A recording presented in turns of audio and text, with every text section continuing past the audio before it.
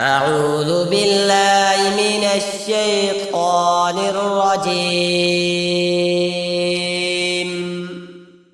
بسم الله الرحمن الرحيم. الرحمن علم القرآن خلق الإنسان علمه البيان الشمس والقمر بحسبان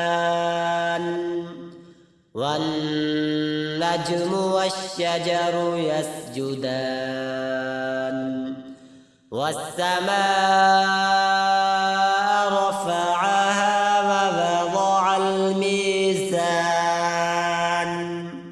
ألا تطغوا في الميزان وأقيموا الوزن بالقسط ولا تخسروا الميزان والأرض وضعها للأنام فيها فاكهة والنخل ذات الأكمام والحب ذو العصف والريحان فبأي آلاء ربكما تكذبان خلق الإنسان من صلصال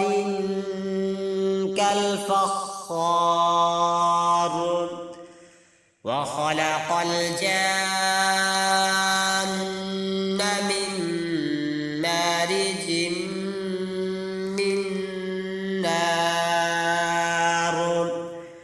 فبأي آلاء ربكما تكذبان رب المشرقين ورب المغربين فبأي آلاء ربكما تكذبان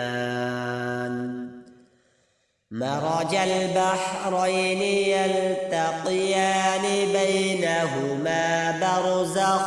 لا يبغيان فبأي